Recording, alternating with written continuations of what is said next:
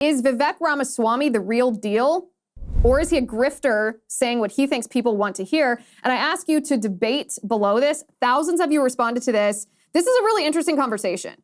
A very interesting conversation because a couple months ago, many people had not heard of Vivek Ramaswamy. Those of us who were familiar with his work were familiar with him because he has been speaking out against ESG, environmental, social, and governmental metrics for a while. He has branded himself as an anti-woke warrior. But even so, when he entered the presidential race, I mean, I'm not going to lie to you. I responded, I was like, okay, no one's ever heard of you. That's kind of funny that you've entered the race. But he has exceeded my expectations. He's rising in the polls. In fact, if you look at the betting odds, which I know isn't polling, but if you look at the betting odds, Vivek Ramaswamy is above DeSantis. He's behind only Trump among Republican candidates. And people have been texting me like crazy. I mean, you guys have been talking to me on social media and through my website, but a lot of my friends in the industry and my friends outside the industry, including some family members, have been texting me, asking me about Vivek because he's extremely charismatic to listen to. His answers, he's so good on air. He's so good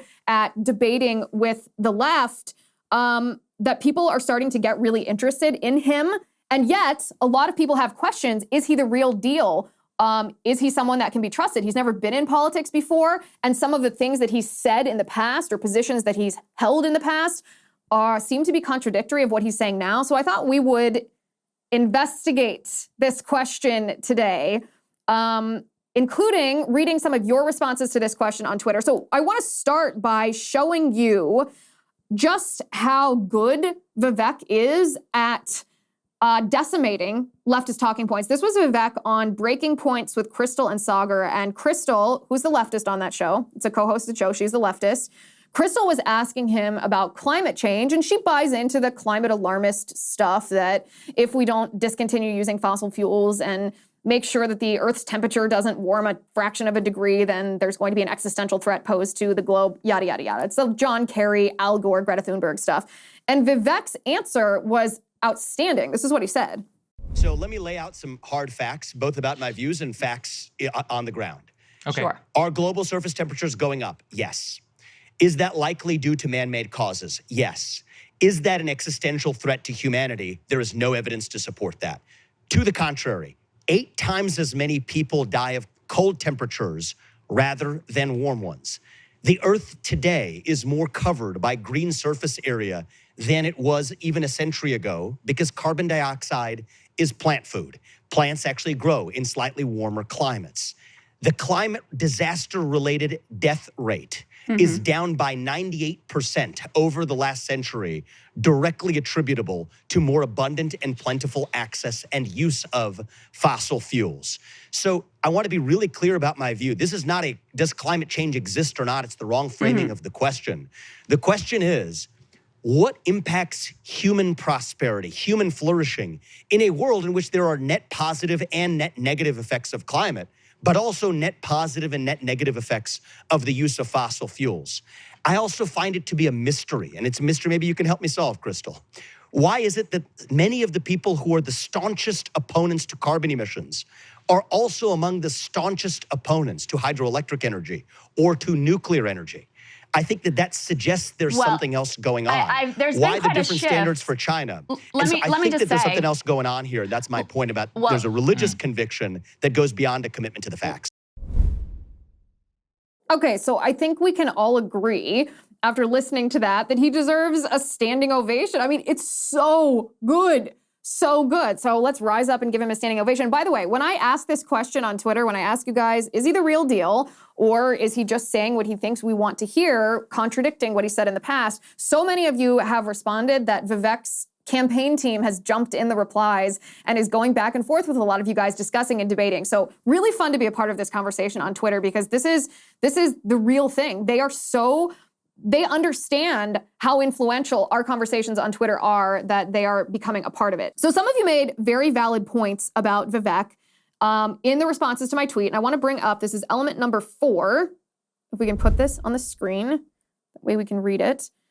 Too Much Reason, that's your username. A lot of people, as you know, still have to be anonymous on X because their employers will retaliate. But this is a very valid point that Too Much Reason said. He said, not a single one of Vivek's pharmaceutical products have passed clinical trial testing, yet he and his buddies and his family have enriched themselves at the expense of his voters. This is typical pharma bro behavior. He also sided with Bernie Sanders back in 2020 regarding masks. He sided with the Ohio lieutenant governor imploring Trump's rallies that everyone wear masks. He was for the COVID vaccines before he was against them. He just 10 months ago said in his book that he thought what Pence did was honorable and not handing the election over to Trump. In a tweet from the National Review called In Defense of Liz Cheney, he tweeted support that we should all hear Liz Cheney out. He called January 6th the dark day in democracy. And he just 7 weeks ago in a tweet supported the Juneteenth holiday, and now he suddenly believes that we should do away with the holiday. What changed? So these are valid points. These are not positions that Vivek took 20 years ago. These are not positions that are so far in his past that his actions have proven to us that he has moved away from these points. I mean, he hasn't been in politics, so we don't really know. We have to take his word for it. Now, this doesn't mean that we shouldn't take his word for it necessarily. The same thing was true for Trump. Trump wasn't a politician before he ran for president, and his viewpoints that he was running on, his campaign platform, was different than the political positions he'd taken publicly in the past, and he turned out to be a fine conservative president. So not necessarily a deal breaker, but I do think that the response about January 6th is particularly telling. So if we could bring up the tweet, this is element number 5. This is what Vivek tweeted back. We'll bring this up in just a second. This is what he tweeted on the 12th of January, 2021, so just less than a week after January 6th.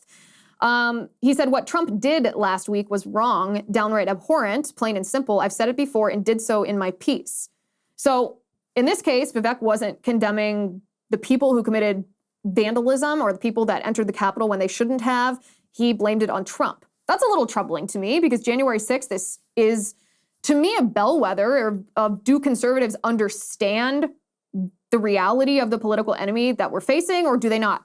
At the same time, I'm open to the idea that someone can change their mind. Maybe you thought at the time that January 6th was what the mainstream media portrayed it to be, and maybe you've now changed your mind. I'm open to that. Ahmed, who posted this tweet, says he thinks Vivek's a grifter because he just says what fits the moment. I don't know. I mean, I want to know what you guys think. What do you think? Vivek's team posted in response to this under Ahmed's tweet, Ahmed's response, and this is his team posted a video of Vivek on television talking about his current views on January 6th, and this is what Vivek said. I've read all three, and on all three of the indictments, I believe they are politicized. I believe they leverage novel legal theories. I believe if it had been anybody without the last name of Trump, they would not have brought those indictments under those circumstances. And in the interest of moving this nation forward, and yes, that will be my job as our next president, to unite our country and to move forward towards a national revival, it will absolutely be in the interests of this nation to heal and to move forward by making sure that A, we pardon Trump, and B, we avoid the precedent of this kind of politicization of the justice system. That's the clear right answer. Hi guys, it's Liz Wheeler. Don't forget to watch my show, The Liz Wheeler Show, every night at 7 p.m. on the First TV. You can download the free First TV app, or you can visit thefirsttv.com/Liz and start watching today.